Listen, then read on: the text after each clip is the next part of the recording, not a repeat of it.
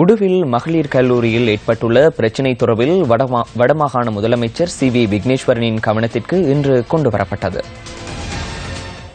அமெரிக்க mission திருச்சபையின் பாதிரியார்கள் மாணவிகள் வடமாகாண முதலமைச்சரை இன்று பகல் சந்தித்து பாடசாலையில் தற்போது காணப்படும் பிரச்சினைகள் தொடர்பில் தெளிவுபடுத்தினர். இந்த சந்திப்பு யாழ்ப்பாணத்தில் உள்ள வடமாகாண முதலமைச்சரின் உத்தியோகபூர்வ இல்லத்தில் இன்று நடைபெற்றது. முதலமைச்சர் நாங்கள் சொன்ன விஷயங்கள் எல்லாத்தையும் மிகவும் ஆர்வமாக கேட்டார். அதோடு அவருக்கு ஏற்கனவே இந்த விஷயங்கள் எல்லாம் தெரிந்திருக்கின்றது. தான் உரிய நடவடிக்கை எடுக்கின்றார் என்று கூறினால் அவர் சொன்ன விஷயங்கள் எங்களுக்கு நம்பிக்கை இருக்கின்றது. பிள்ளைகளை பொறுத்த மட்டிலே அவர்களுக்கு பழைய அதிபர் மிகவும் பரிச்சயமான அதிபர். அந்த அதிபரை தாங்கள் தொடர்ந்து வைத்திருக்க வேண்டும் என்று விரும்புகின்றார்கள்.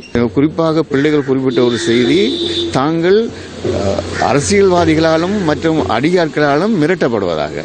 அதிலே குறிப்பாக சுமந்திரனுடைய உதவியாளர் பல பிள்ளைகளை மிரட்டி இருக்கின்றார். நீங்கள் இங்கேதான் படிக்க வேண்டியவர்கள், நீங்கள் எங்களுக்குத்தான் கட்டுப்பட்டிருக்க வேண்டும் என்று மிரட்டியதாக பிள்ளைகள் குறிப்பிட்டார்கள். இதேவேளை உடுவில் மகளிர் கல்லூரியின் பெற்றோர்கள் சிலர் இன்று பிற்பகல் சுன்னாகத்தில் கூட்டம் ஒன்றை நடத்தினர். நாங்கள் சில 3 கோரிக்கைகளை முன்வைச்சிருக்கிறோம்.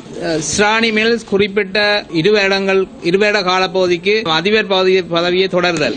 2வது, மாணவர் மீது வன்முறை புரிந்த ஆசிரியர்கள் மீது ஒழுக்காற்று நடவடிக்கை எடுத்தல். 3வது கோரிக்கையாக நீதிக்காக போராடிய மாணவர்களுக்கு எவ்வித பாதிப்பும் ஏற்படாது பாதுகாத்தல். இந்த நிலைமையில சுமூகமாக முடிவு கொண்டு வரதுக்கு இந்த 3 கோரிக்கைகளையும் ஆயர் சாதகமாக பரிசீலிப்பார் என்ற நம்பிக்கை மாணவர்களுக்கும் ஆசிரியர்களுக்கும் இருக்கு.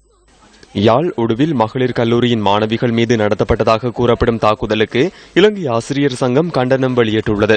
மாணவிகள் தாக்கப்பட்டதாக கூறப்படும் சம்பவம் தொடர்பில் பல சமூக வலைதளங்களில் ஆதாரங்களுடன் தகவல்கள் வெளியான போதிலும் இதுவரை எந்தவித நடவடிக்கையும் எடுக்காதது ஏனெனவும் ஆசிரியர் சங்கம் கேள்வி எழுப்பியுள்ளது. தராதரம் பாராது சட்டத்தை நடைமுறைப்படுத்த வேண்டும் என இலங்கை ஆசிரியர் சங்கத்தின் பொதுச் செயலாளர் ஜோசப் ஸ்டாலின் வலியுறுத்தியுள்ளார்.